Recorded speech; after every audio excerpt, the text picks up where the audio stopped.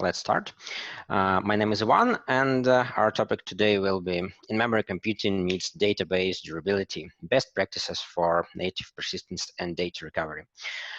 Today's talk will be, it has two purposes. First of all, perhaps you are already using Ignite, but in memory mode. And in case you plan to go to persistent modes, you may be interested because I'll explain what additional benefits you can gain by using persistent mode and how to use it properly. Another point is that you may already be using persistence and perhaps you're experiencing some performance issues with it. In last section, I'll explain some hacks that may help you in optimizing your persistent storage in order to make it work better. Well, let's start and proceed to the agenda. Our talk will have 4 sections. First of all, we'll start with motivation, and this is especially actual in case you're already using Ignite or some other memory data grid. And we'll describe features that in-memory data grid lack that can be overcame with persistent storage. In next section, we'll briefly walk through how persistence is implemented in Ignite. I will have a brief introduction of its architecture, its transparent page memory design. Next, we'll proceed to practice on how to configure so-called data storage configuration, which is the main bean in Ignite configuration that allows you to configure using your both in memory and disk capacity. It's an entry point for all actions involving changing space management of your Ignite node, and also it has an opportunity to enable persistent mode. And at last, we'll walk through performance tricks, some advices that can be helpful in case you want to use your persistent storage and gain maximum performance with it. Okay, let's start with motivation. And in memory data grids itself, I'm not going to thoroughly walk through it, but in the common words, it's in-memory data storage that allows not only to store your data, but also perform some compute operations over it, like compute grid or some MapReduce tasks, or even using affinity collocation, which allows you to move your computations closer to data. It's an interesting concept, but in case you start using it in practice, you may find some inconveniences. Well, first of all, in-memory data grids are good, but keeping data in memory may be a bit expensive, and it's a common pattern that all of your data is divided. Some of your data you want to access with low latency, and you want to access it often, and part of your data perhaps is looks like more a historical data set, and which is actually cold, and you don't want to spend extra money for keeping that cold data in memory. By the way, storing all data in RAM is expensive, and the ratio between cost of storing data in RAM and more or less modern SSD drives is the factor of 40. It's 40 times more expensive to store data in RAM. And it can be a good decision to still work with in-memory data grid, but keep your cold data on disk. Another point is that sooner or later, your cluster will require some kind of maintenance. Perhaps you will want to update your base product version. For example, if you are using Ignite in embedded mode, it's your business code is collocated with Ignite nodes, and if you want to deploy a new version of a business code, you will want to restart your cluster. And at this point, when you restart your cluster, if it's in memory, you will need to reload all your data to the grid.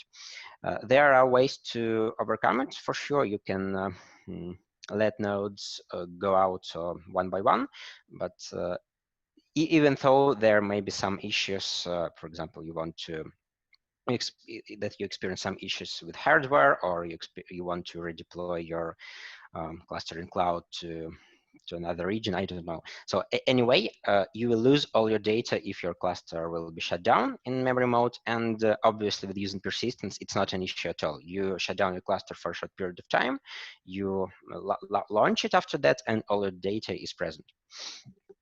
And at last, anything that can go wrong will go wrong. In case you don't plan any scheduled maintenance, there still may be some unexpected issues with your hardware or with your cluster deployment, and you can lose your cluster for a moment. And at this point, data backups is a regular solution in the world of databases. It would be very handy to make a backup of your data and restore state of your data scheme for some previous point in time. And it's the way how backups are usually implemented makes it so that taking backup of persistent cluster is or persistent database is much more easy than taking backup of in-memory database. And automatically having persistence enabled makes it much more easy to create backups. By the way, backups will be available in upcoming release 2.9 in Apache Ignite, and it's already stable and available in GridGain Ultimate Edition for, I guess, 2 years. Yes, and as we understood, having persistence brings some benefits.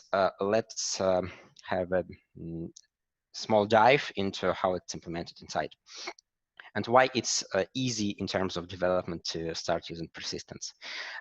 Ignite itself stores the data in transparent page memory. So by transparent, I mean that first of all, page is an abstraction which can be kept both in memory and on disk.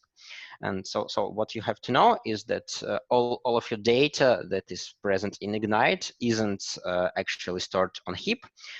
Ignite allocates direct region and separate it into pages, and every value that you have loaded into the grid is actually stored in some kind of memory page. And the good point is that when we use page memory, we can add some layers of abstraction and keep page wherever we want. When Ignite is in memory mode, pages are always in memory, but if we enable persistence, a page is an abstraction which is always present on disk, but it's only optionally present in RAM. So, and page memory contains only hard subset of all pages. And let's discuss how this transparent architecture allows us to make data persistent with the crash recovery guarantees.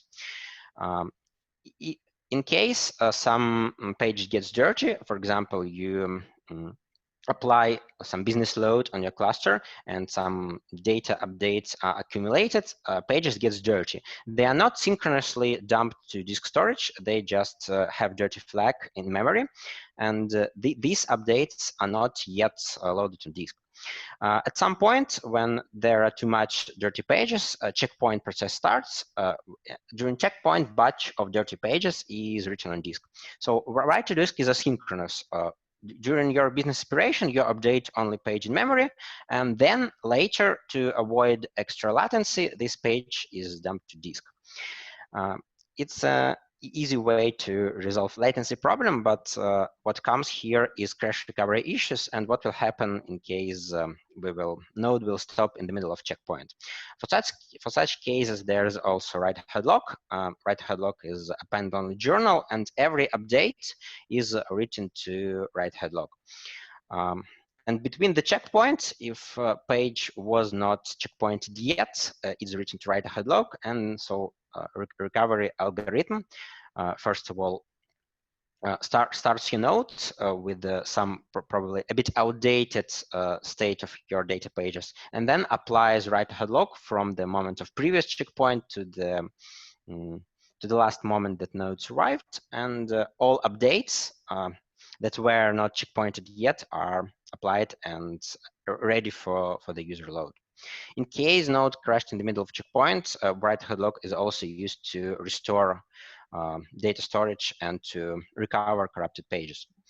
It's more or less classical model that is present in, I guess, in most of databases that allow persistence.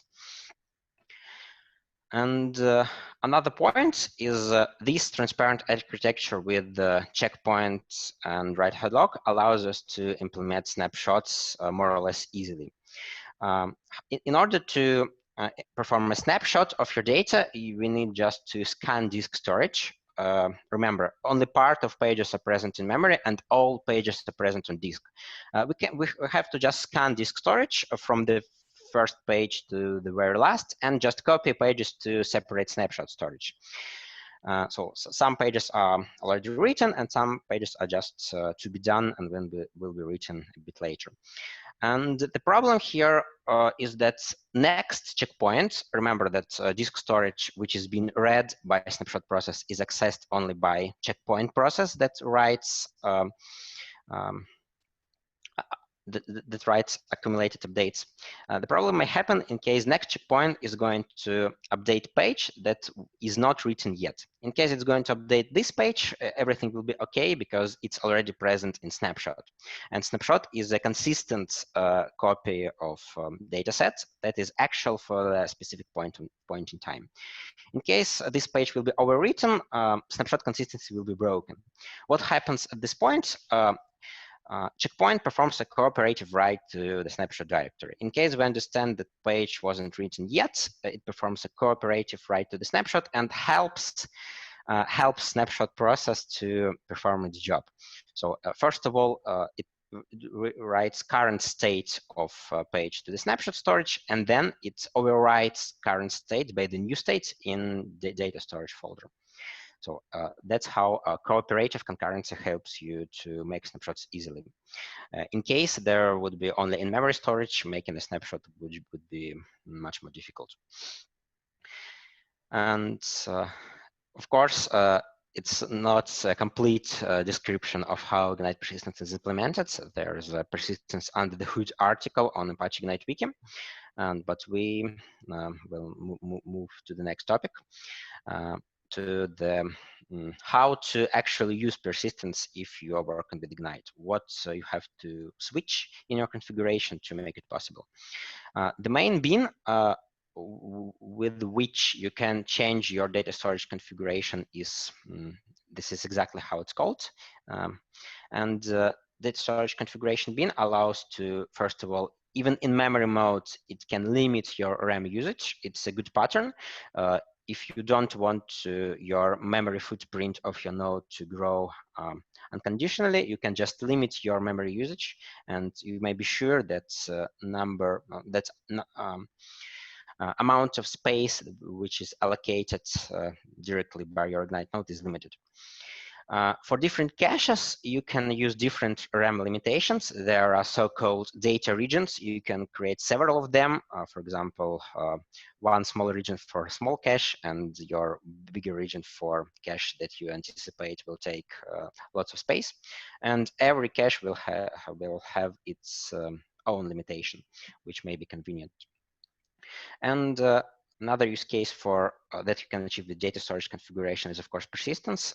You can make so-called regions persistent, and in such case, caches that are stored in corresponding regions will gain fast cluster restart and cheaper data storing because the corresponding data will be persisted. And also it allows you to split your data to hot and cold. You can create separate regions for hot and cold data and configure them appropriately. In the next slide, I will explain how to achieve this. Let's briefly walk through RAM consumption at first. By default, Ignite is in memory mode, and it's possible to limit RAM usage capacity. For example, you can just do this. You can specify only one data region in your data storage configuration and set maximum size to it like 60 gigabytes. This means that overall data of all your caches that is stored on current node will not exceed 60 gigabytes. So the picture will look like this. The different caches all reside in the same region. Remember that there's page memory architecture. So cache A has its own pages and cache B has some of its own pages. And all those pages are fit into this chunk, which size is maximum 60 gigabytes. It's possible to configure several data regions, and each region will have its own limit. And there is an option to configure how a region will behave in case a limit is exceeded. By default, if you will try to exceed maximum size of a data region, Ignite node will fail with out of memory error. But in case you want to, in case you want to handle this automatically by evicting some oldest pages with the less actual data, you can configure eviction mode for a data region, and automatically all data above the limit will be removed. So this how it can look like. You can configure two regions. First one is default, and it has, for example, 45 gigabytes limit, and the second data region will have smaller limit, but so let's call it separate region with eviction name. Let's assign it to this region. And it's possible to configure so-called page eviction modes. And here you can pass algorithm according to which you want to evict your pages. And this is the picture how it will look like. There will be two regions. In total, there is still 60 gigabytes, but your caches are split between two regions. First one is smaller with eviction, and another one is bigger without an eviction. So if in case your cache B will exceed its capacity, your node will crash with out of memory. But in case cache A will grow and its capacity will be, its size will be closer to its capacity, what will happen is that oldest of pages will be automatically evicted. This means that some of your data will be lost, of course. So but in case your losing data is not critical, for example, you can use your cache for especially as cache in case there's another source of data, for example, relational database, and you want to keep data in Ignite in order to speed up access. You can configure this eviction mode. And in such case, part of the data that you accessed least recently will be removed. But still, in case you will access it again, it will be loaded to another page, and another portion of data that were accessed least recently will be removed. In this mode, pages data is evicted not in honest least recently used algorithm, but it's processed in pages. We perform a random sample of, for example, 5 pages and choose least recently used page from it, and remove it from the memory. It means that you don't. It's not a good option to rely on this last recently used algorithm, and you have to know that it's more or less opportunistic. Sometimes it can spike, and more or less recent pages will be removed, but in case according to page memory architecture, it's the most easy and more or less reliable way to remove pages that look like least recently used. There's an option to set another algorithm here, and there are comments. What is the difference? And let's proceed to the persistent mode. In case region is present in persistent mode, all of region pages that were checkpointed, at least one will be on disk, but only a subset of hot pages will be on RAM. And cold pages are replaced to disk on demand in case there's no more capacity for one more page. We choose the coldest one and remove it. And here's how you can enable it. For example, you can just it's just like first example, but what you need to change is to add persistence enabled flag to the configuration and set it to true. And at this point, it will look like this. Both of pages, until you have reached your limit of 60 gigabytes, every page is present both in memory and on disk. But when you come closer to the limit and when your limit is overflown, some of your pages are replaced to disk and start being present only on disk. In RAM, right now, at this moment, we have only a subset of hottest data pages. And in order to perform replacement, we use more or less the same algorithm. We perform a random sample and remove the least recently used page from the sample. It's not critical, and it cannot cause any data loss because pages is not evicted forever. It's just replaced to disk. And next read operation that need to access this page will be a bit more slower because it will need to read page from disk and replace it to memory again. So persistent mode is okay because in this mode, your memory usage is still limited, but your overall data set is unlimited. And what grows here is just latency of your operations that access the coldest pages. So it's completely okay to implement strong consistency scenarios where you can't lose any portion of your data and want to have a limited memory usage. And let's consider a scenario with separating hot and cold data in case you are sure which of your data is not likely to be accessed. You can configure several regions, for example, small memory region for big cold data set and large memory region for small hot data set. Here is how configuration will look like. There are two persistent regions. One is bigger and one is smaller. And this is how the picture will look like. For example, we know that cache C contains historical data, which is intended to be used later for some kind of analytics, and we don't need low latency for cache C. But caches A and B store operational data. They are hot, and we don't want to experience latency when we access these caches. We just reside cache C to the cold region and cache A and B to the hot region. And here's what happens. When we add more and more data to cache C, its memory usage is limited by 15 gigabytes, and its disk usage can grow without limit. But in case we are sure that memory footprint of caches A and B will not exceed 45 gigabytes. In case this limit will not be exceeded, we may be sure that every read operation will not demand accessing disk because every page is present in RAM, and in order to read it, we can just check this page in RAM and don't add disk latency to overall latency of your whole operation. This is a good pattern. Many of Ignite users implement it this way. And in case your data can be divided into operational and historical, I strongly recommend to use it this way. Yes, and a few words about data backups, how they are implemented at GridGain. Data snapshots, they are called this way, can be used for disaster protection.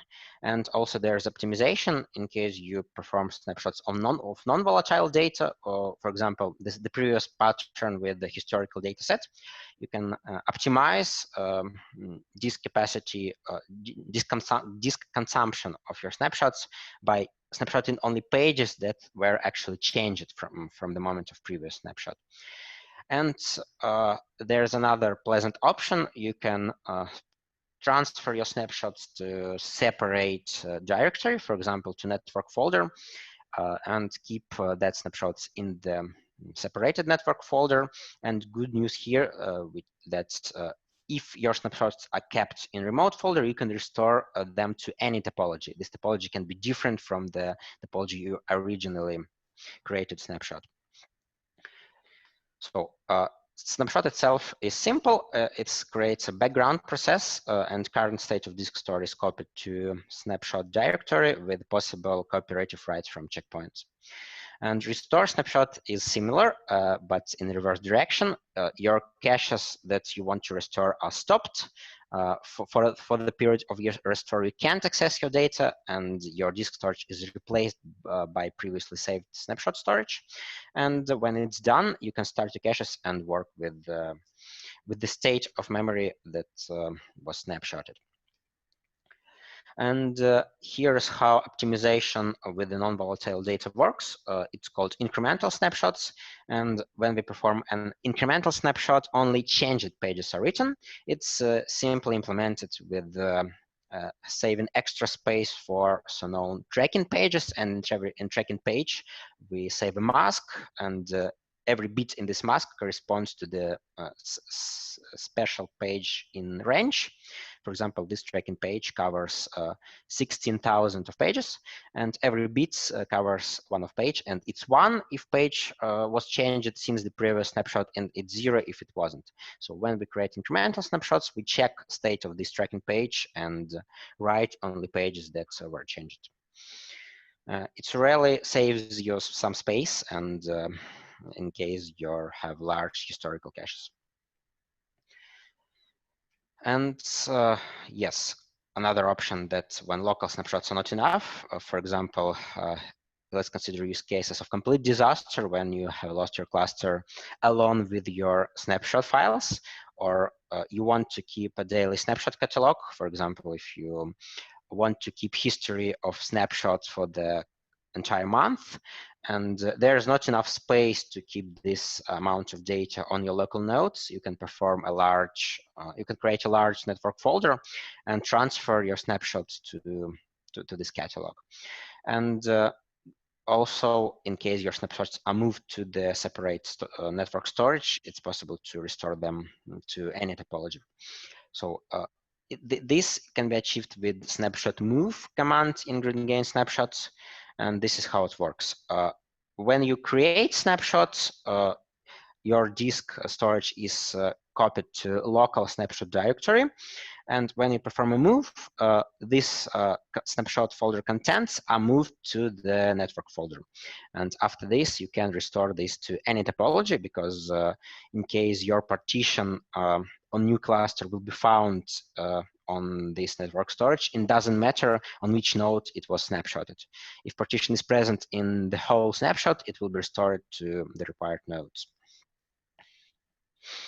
Well, let's proceed to the performance tricks. If you have fast enough disk storage, it's more or less already okay. But even so, if it's still not enough for you, you can check some more peculiar performance tricks.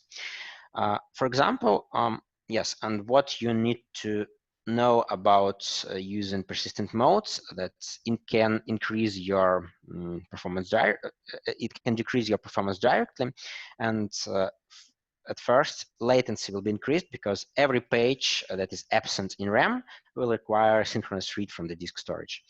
And tests show that decreasing ratio of memory/disk pages causes more or less linear latency increase and throughput degradation. So, for example, if we can achieve 30K operations when every page is present in RAM, in case only 16% of pages present in RAM, your throughput will decrease from 30K to more or less 5K. So this is what you need to know. Of course, you can use persistent storage to save some RAM, but your latency increases in more or less linear way. There are another issues that can be faced when you use disk storage, and especially this is actual for slow disks and for cases when your peak load throughput can be higher than the disk throughput. So if your disks are slow and you use Ignite with default configuration, your operations per second pattern may look like this.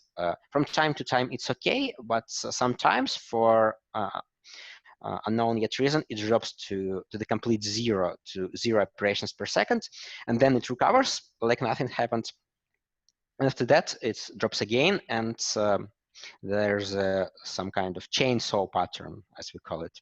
And in order to get rid of it, there's an option. So let's explain why it happens. First of all, checkpoint is performed in a synchronous way, and when we reach maximum ratio of dirty pages, we start a checkpoint, and pages are still dirty while they are not checkpointed, and we may reach into a situation when checkpoint is not over yet, but we already exceeded dirty page ratio for the next checkpoint. So there is no free pages in RAM, and checkpoint is still writing your update to disk from the previous checkpoint. So there's actually no place to store updates, and what Node does here is just hangs until your checkpoint is over.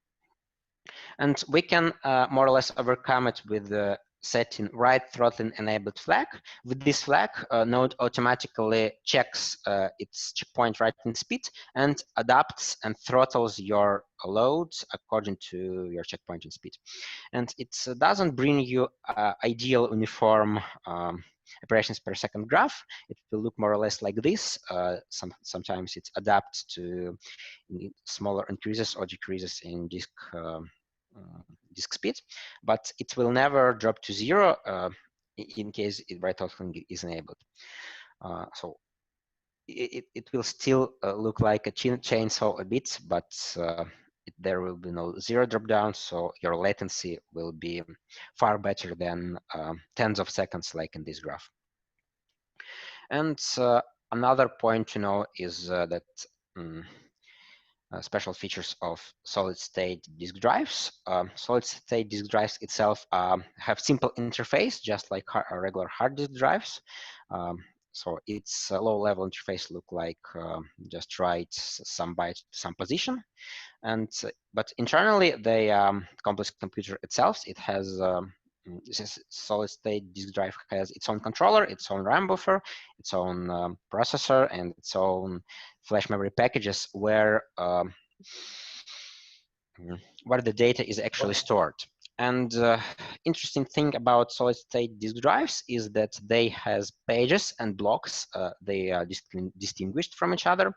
And block is a set of collocated pages. It has from 64 to 256 pages. And interesting feature is that data to SSD drive can be written in page granularity, but it can be erased in block granularity. I don't know exact physics, but more or less you need to apply a higher voltage to erase data. And if you will apply it to page, it's more complex, and your voltage from the pages will interfere with each other, and blocks are better isolated from each other than pages. And the point is that when you want to erase a block, some pages in block may still some contain actual data, and SSD controller performs shifting useful data to another block when it wants to erase a block. It looks like garbage collection, and at some point when you load your SSD drive for lots of time, your garbage collection start to work, and your performance will decrease. And another point is it's more easy to perform garbage collection when more free blocks are available. So there are two facts about SSD. First of all, probably better known that SSD drives are better in terms of performance if they are free. And here are graphs when we applied several load patterns to the same model of SSD disk. So here is pattern with maximum entropy when access was completely random, and here's the load pattern when access was sequential. And what we see here is dependence from percentage of free space. So when disks are more or less free, every load pattern performs better, but in case it goes to 0 and there are no free space on SSD drive, your performance decreases depending on your entropy. For example, if your load pattern is sequential, it decreases only in 20%, but if your load pattern is completely random, your performance decreases by the factor of 3. It's benchmarks for more or less outdated SSD drive, but even the modern ones has this problem. And when you plan your capacity, you need to buy SSD with capacity a bit more than you actually need to store your data. In such way, performance will be a bit better. And another thing to know about SSD is that these performance issues that we are talking about, they do not appear immediately. And here's load benchmarks of different SSD drive models, and it's always the same picture that at the beginning your IOPS input output operations per second graph is okay, but after some minutes, 20 for some and 40 minutes for some drives, it starts to decrease. It's actually the point when this garbage collection mechanism with shifting data from blocks to blocks starts, and your performance decreases at this point. And it's not actual for modern drives, especially for Intel Optane. Its benchmarks show that it doesn't have such problems, but you need to know, anyway, if you're using solid-state disk drives and you want to perform a performance testing of your pre-production deployment, you need to run this benchmark for a long time, for several hours at least, because these problems that appear with the solid-state disk drives do not show up immediately. They show up after some pause of from 20 to 40 minutes. Yes, and another option how to save some performance if you're using persistent modes is to enhance your data loading. In case you have bootstrapped your persistent cluster and want to load data into it to start working with it, every update will be written to write ahead log and to the checkpoint, and so every update will be written at least twice. In case your deployment is still not operational, it's just in phase of data preloading, you can disable one part of this disk load. You can disable write-ahead logging, and this way your data load performance will increase at least twice.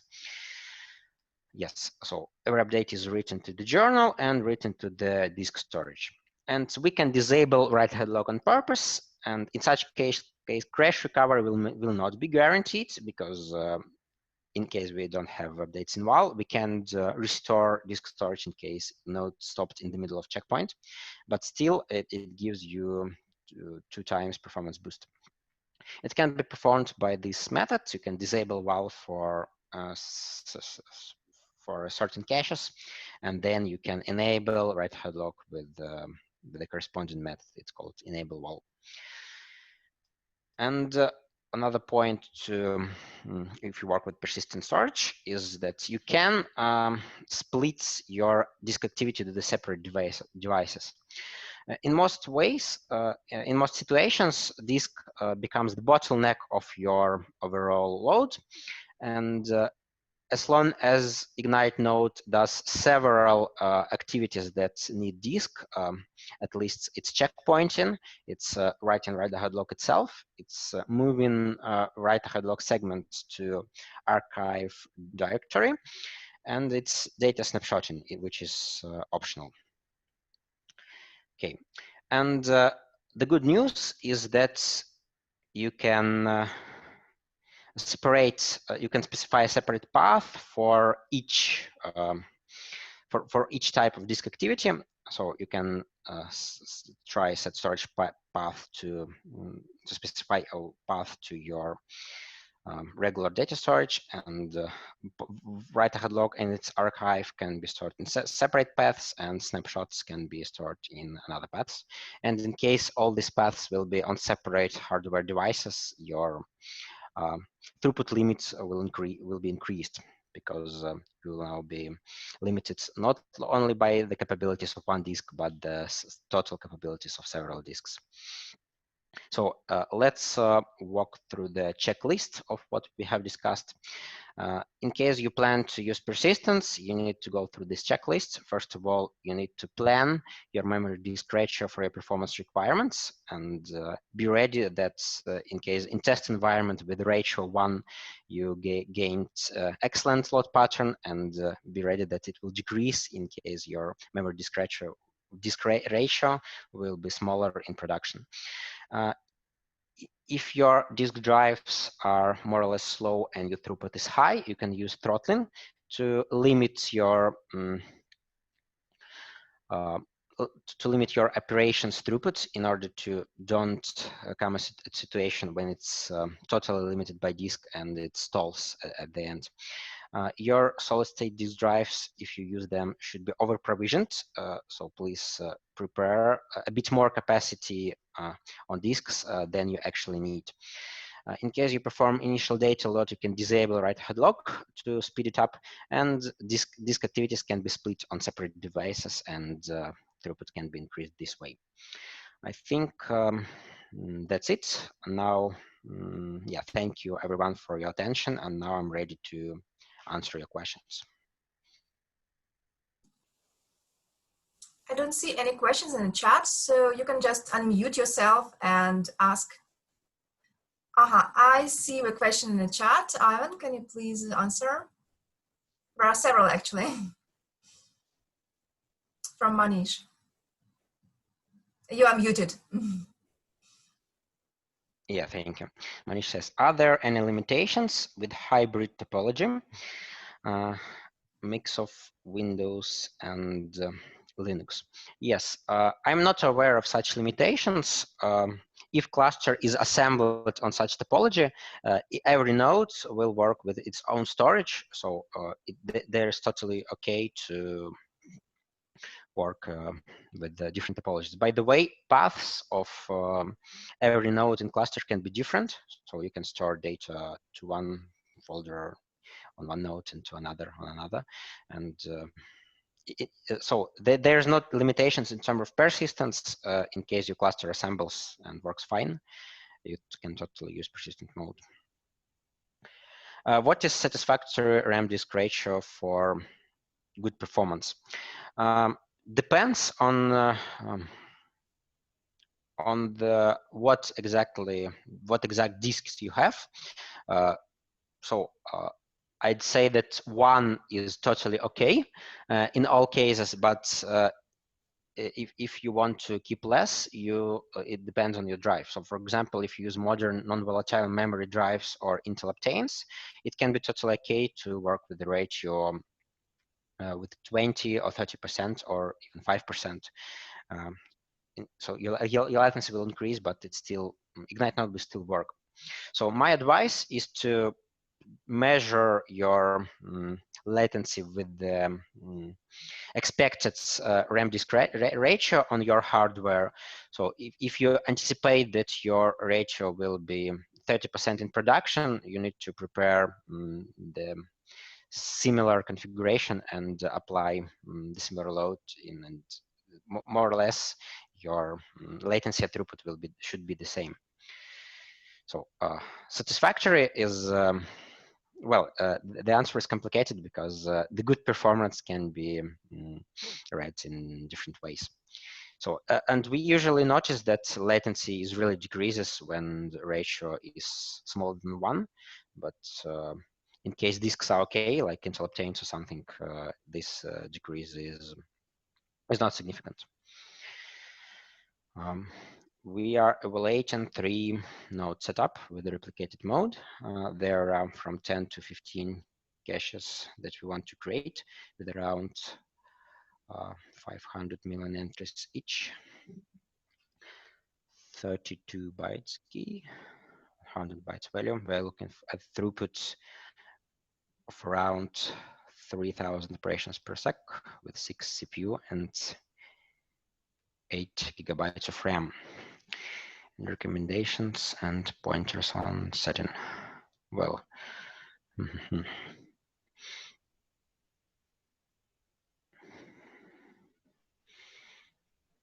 well, I need a calculator for this to calculate how much data will be stored in total. I guess 500 million entries.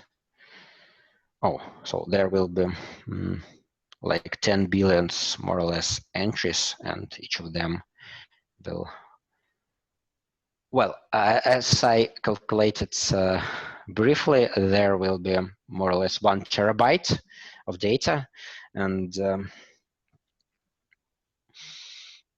I think this is really a lot. I think you should anticipate, yes, we'll going to throughput around 3,000, 6 CPUs, 8 gigabytes. It looks like that you will need more RAM in such case, because your memory disk ratio, and even if your cache is replicated, will be smaller than 0.1%. And to be honest, it's not, it's a typical configuration of Ignite.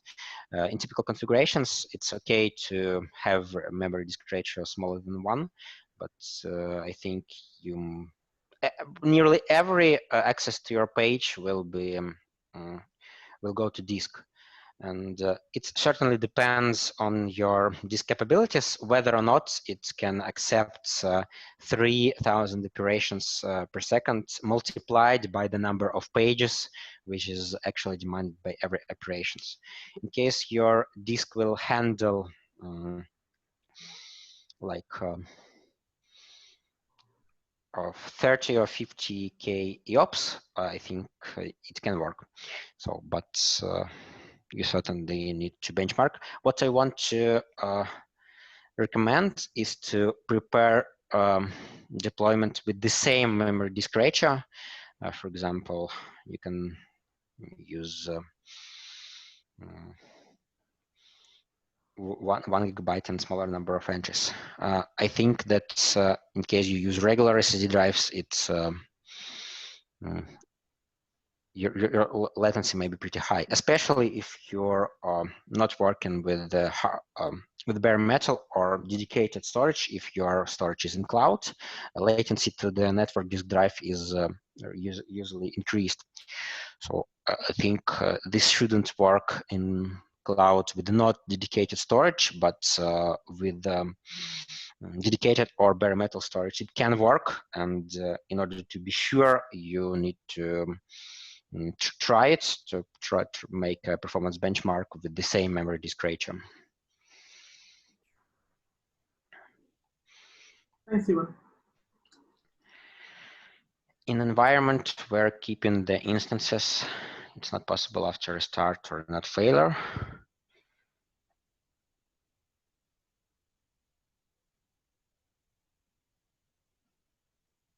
is it possible to have a native persistent using the network storage? Yes. It's possible to have network storage as actual storage for your persistence layer. Yes, latency will be the problem here, and the problem is that actually not only checkpoint and operation will experience high latency, but write-ahead logging as well. So your, for example, transactions may hang a bit because your write-ahead log write is waiting for the response of network storage. And usually, yes, it can work for sure, but there are several guys that actually do Ignite with network storage. It's fine, but yes, your latency really may spike. And regarding using S3,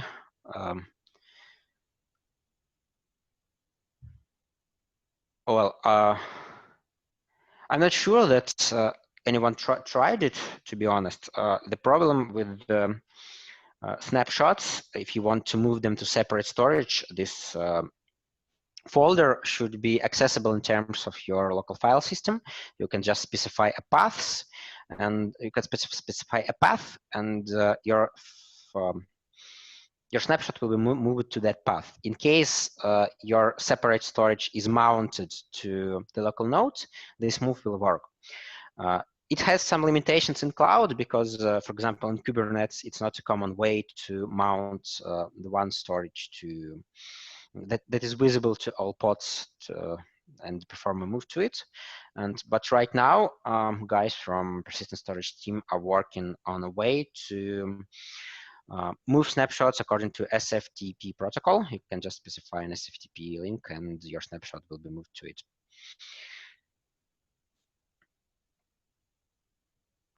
For storing data snapshot, how can we do this with Apache Ignite? With Apache Ignite in current release, it's not possible to create or restore snapshots so far. You can perform a manual cluster stop and manually in manual way save your persistent directory to the separate folder, and then later replace your persistent folder by previously copied directory. It's some kind of manual snapshot. From 2.9, you can perform a snapshot automatically, but restore will be still manual. You will still have to shut down your cluster or caches and replace your data. And in GridGain, it's possible to do snapshots, but even if you're using Ignite with the GridGain control center, it's not possible to create snapshots on Ignite.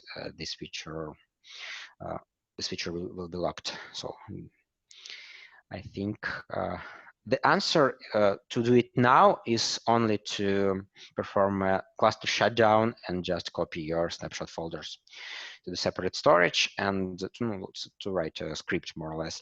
And in 2.9 release, this operation can be simplified by just executing create snapshot command, and your data will be still copied without shutdown, of course, but you will need still to perform restore manually.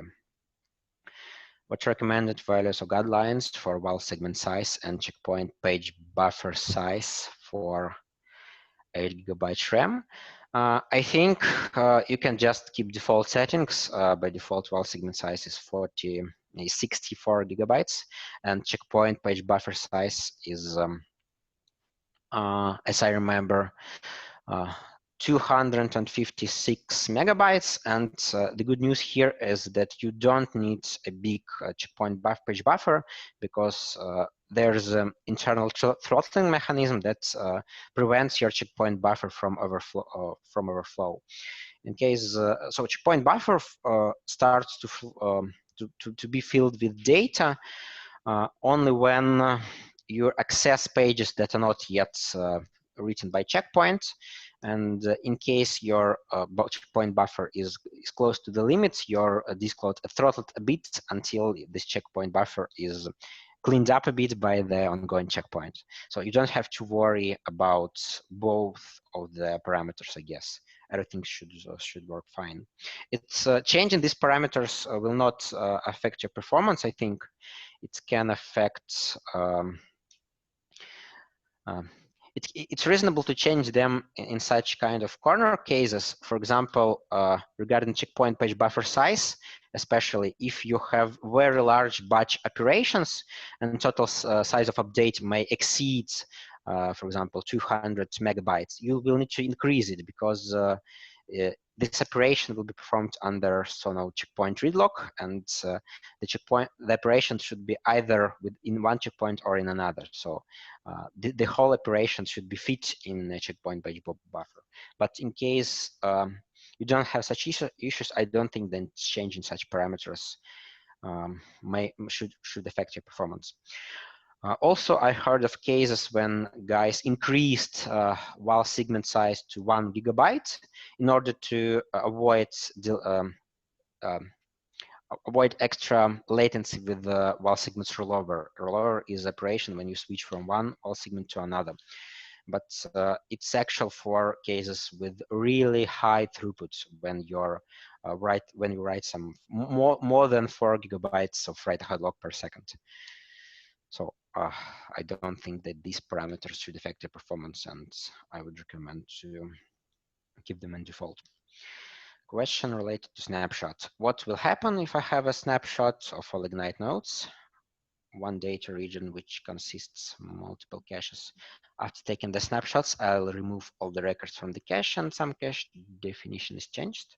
The class definition of objects presents is changed before restoring the snapshot.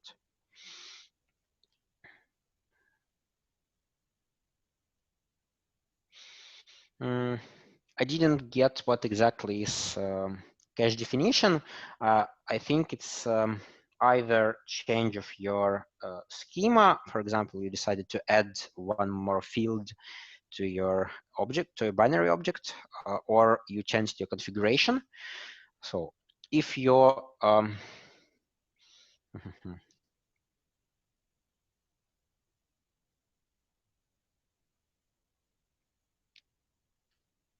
yes, the class definition of the objects is changed. It means that you started to work with another version of your the next version of your class that is exactly stored in Ignite cache. In such case, Ignite create a new version of binary object schema, and for every object that is stored in persistent storage, the separate schema is still kept. So it's totally okay to have different versions of your classes, for example, one and the next into persistent storage. And when we perform a snapshot, we also keep a total snapshot of your binary object registry with all schemas. So I don't think that should be a problem. After restore, you can still gain either the previous versions of your class and the new versions. So I think everything should be fine. In migration from Ignite to GridGain, can we copy the snapshot? Well,